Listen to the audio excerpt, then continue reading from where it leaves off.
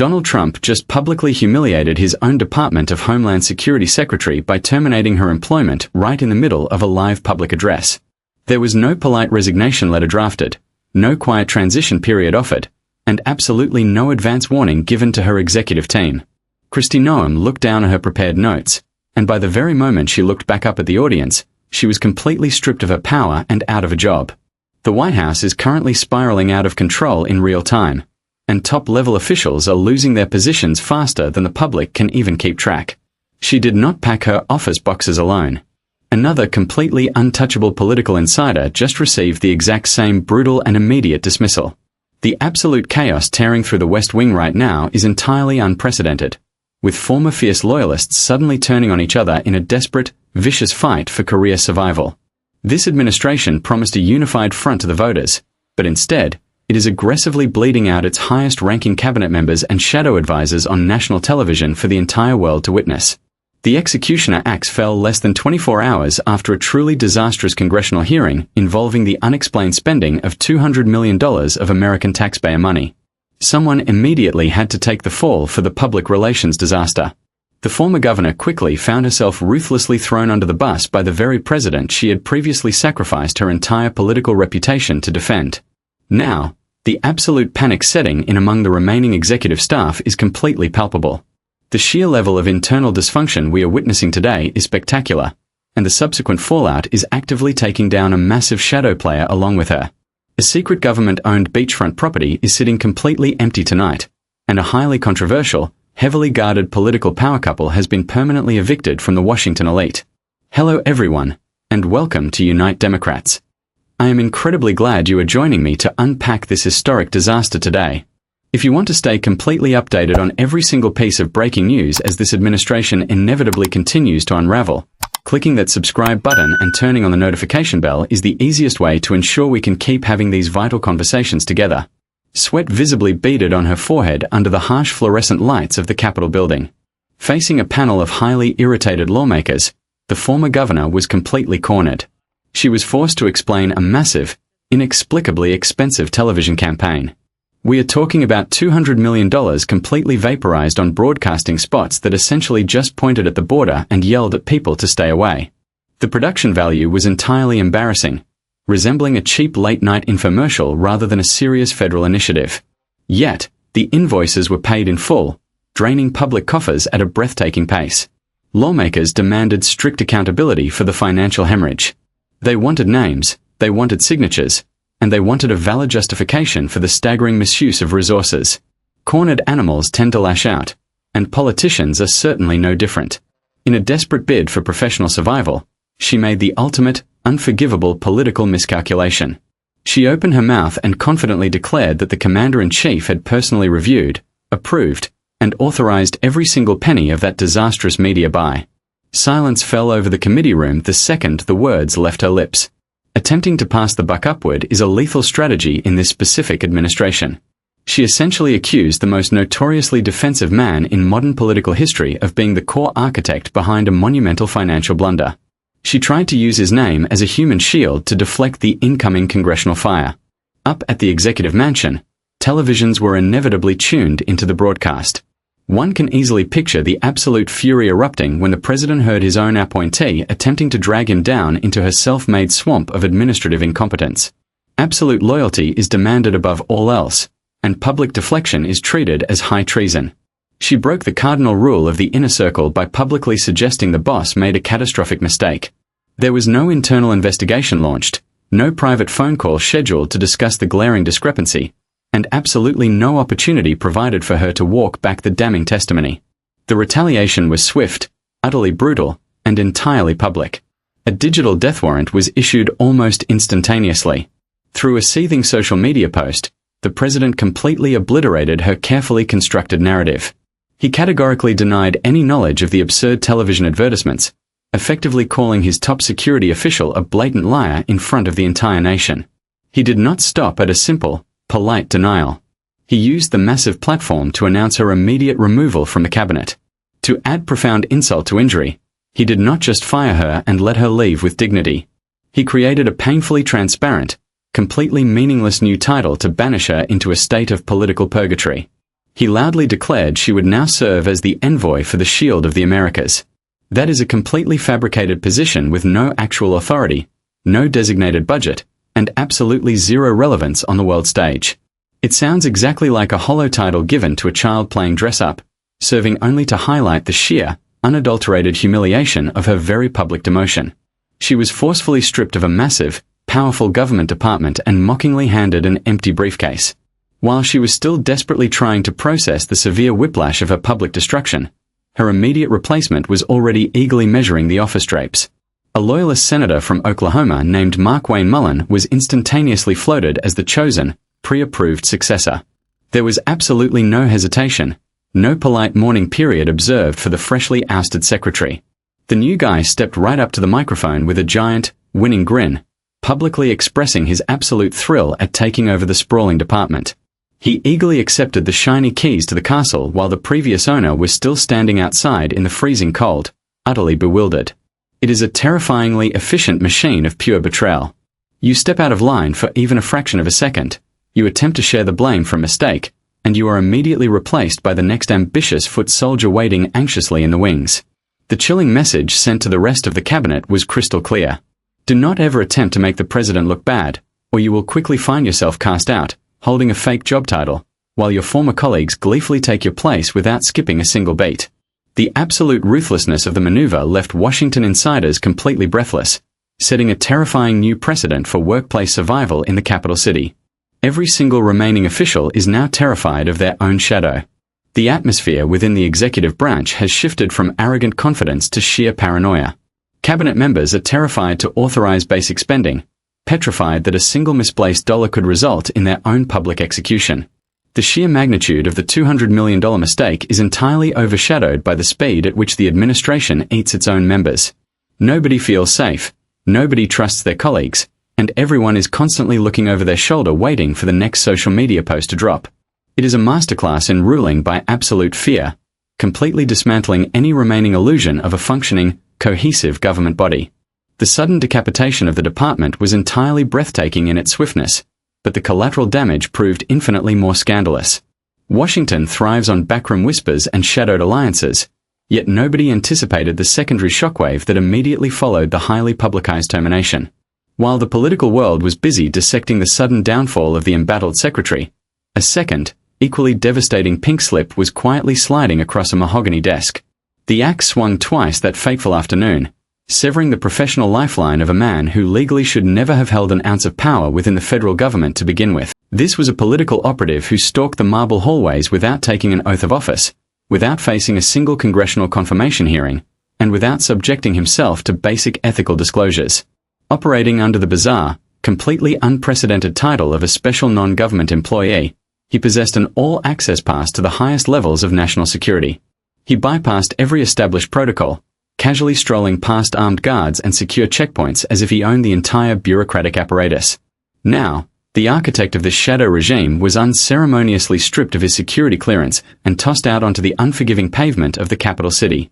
The sheer panic emanating from his sudden expulsion is currently vibrating through the dark money networks that previously relied on his unchecked influence. Power in the capital is rarely derived from a fancy nameplate on a door. True influence is wielded by those whispering into the ear of the person sitting behind the desk. This ousted operative acted as the absolute de facto chief of staff for the sprawling agency.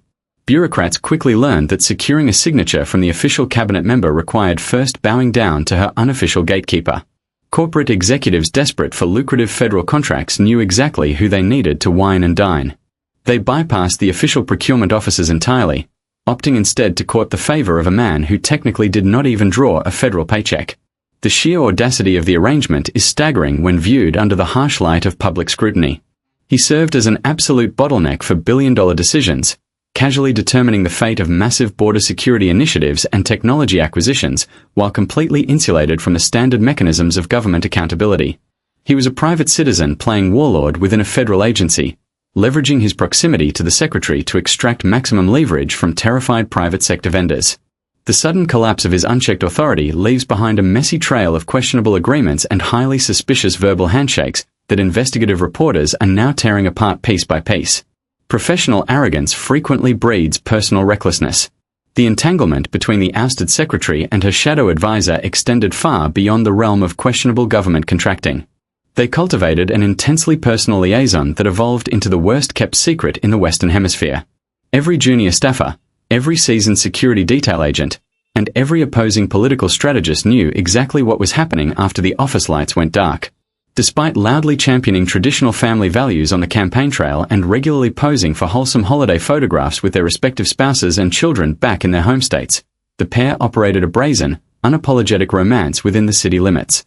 Staff members were frequently forced into highly uncomfortable situations, tasked with rearranging official travel schedules and manipulating public appearances to maximize the time the two could spend completely isolated from prying eyes.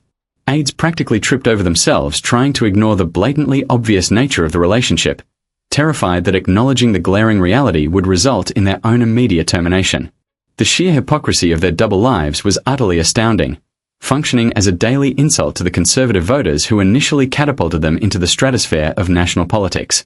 They viewed themselves as entirely bulletproof, convinced that their immense political capital provided a magical shield against the fundamental consequences of their deeply flawed personal choices. Hubris eventually demands a physical monument, and this illicit pairing found theirs on the scenic coastline. They required a private sanctuary far away from the flashing cameras of the press corps and the judgmental glares of their internal rivals. Instead of quietly renting an inconspicuous apartment like a standard disgraced politician, they decided to commandeer a piece of federal property. They established an opulent romantic hideaway inside a beautiful beachfront residence directly owned and maintained by the United States Coast Guard.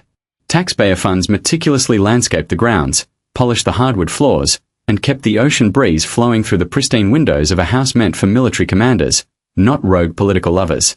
They treated the sprawling estate as their own personal resort, living completely rent-free while ordinary citizens struggled to pay their basic utility bills. The sheer level of entitlement required to look at a military installation and claim it as a private pleasure palace defies logical comprehension. They essentially transformed a strategic government asset into a subsidized love nest, completely confident that nobody would ever dare question the living arrangements of such powerful figures. The eventual eviction was swift, utterly merciless, and beautifully poetic in its execution. The moment the president severed his political ties with the embattled secretary, the protective shield surrounding the coastal property instantly evaporated. Military officials, who had likely seethed in silent rage for months while watching their pristine asset being treated like a cheap motel, wasted absolutely no time reclaiming their territory. Locks were changed with breathtaking speed. Personal belongings were hastily boxed up by unsympathetic personnel and left sitting unceremoniously by the curb. The grand illusion of invincibility shattered into a million tiny pieces upon the manicured lawns of the stolen estate.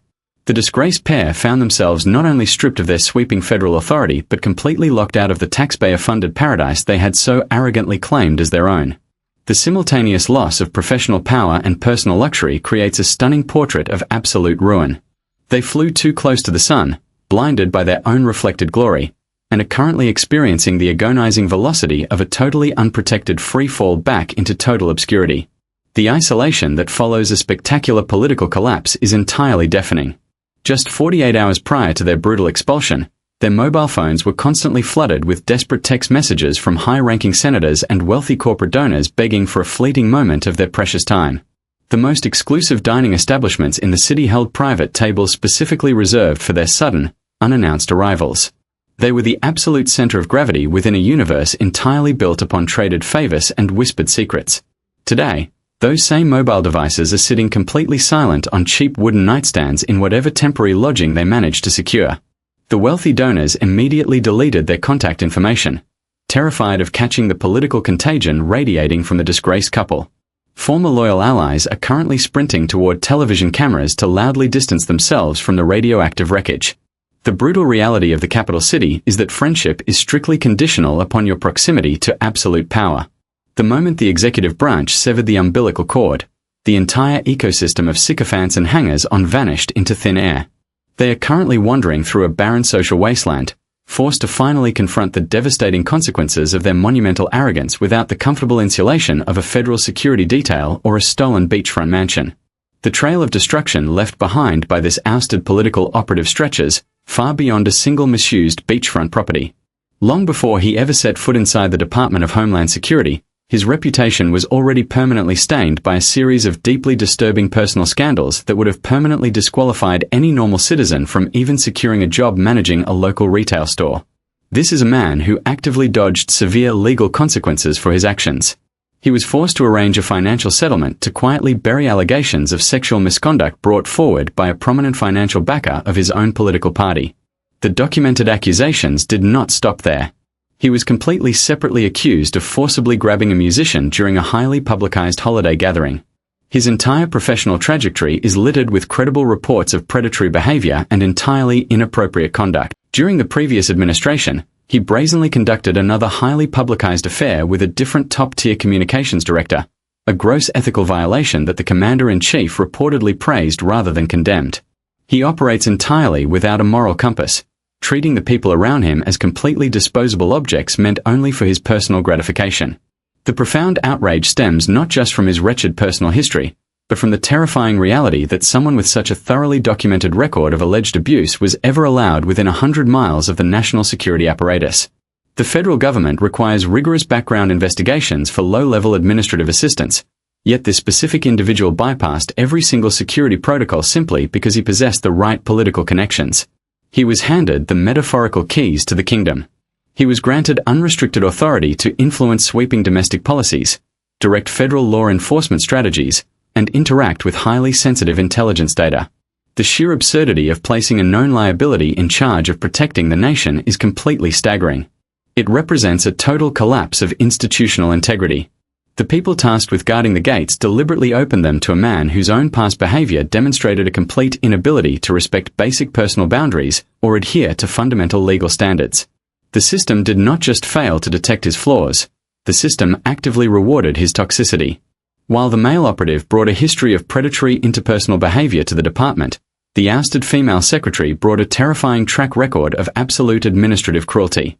Stripping away the scandalous tabloid headlines regarding her extramarital affairs reveals a deeply disturbing legacy of aggressive, militaristic governance. During her brief and catastrophic tenure overseeing the border enforcement agencies, she oversaw the horrifying implementation of policies that directly targeted the fundamental rights of the population. She directed the aggressive militarization of local communities, transforming quiet neighborhoods into active combat zones simply to project an image of unyielding authority. Heavily armed tactical units were deployed onto civilian streets, utilizing aggressive crowd control tactics against ordinary people exercising their fundamental right to gather and voice their grievances. The rhetoric she championed completely dehumanized the very population she was sworn to serve, creating an environment where extreme force was not just tolerated, but actively encouraged from the absolute highest levels of command. The sheer incompetence of her leadership resulted in terrifying violations of civil liberties.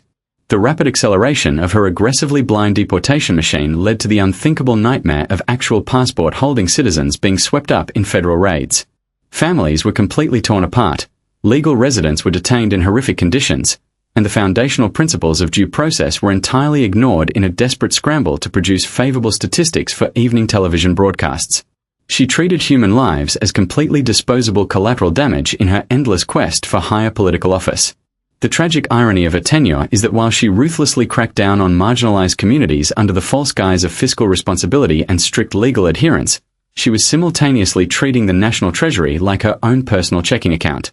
She routinely utilized luxurious private aircraft to traverse the country, billing the working-class taxpayers for her elite travel arrangements. She demanded the ultimate sacrifices from the poorest members of society, while completely refusing to experience a single moment of personal discomfort herself. Combining these two uniquely terrible individuals created an atmosphere of unprecedented hypocrisy within the executive branch. They stood side by side on elevated wooden stages, wearing sharp-tailored suits, looking directly into the lenses of television cameras to deliver stern lectures to the public about the absolute necessity of law and order. They demanded strict obedience from the masses while privately treating the federal legal code as an entirely optional set of suggestions. They weaponized the concept of family values to attack their political opponents, while simultaneously destroying their own marriages and conducting illicit affairs on government property. The sheer audacity required to sit in a position of ultimate authority, passing devastating judgments on the morality of ordinary citizens, while living a life completely devoid of any recognizable ethical standards, is genuinely difficult to comprehend. The public was forced to endure endless speeches about the sanctity of the nation and the importance of traditional morality from a duo that actively mocked those very concepts behind closed doors.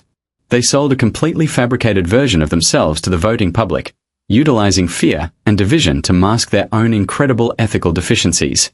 The entire political movement they claimed to represent was nothing more than a convenient vehicle for their own unchecked ambition and insatiable greed.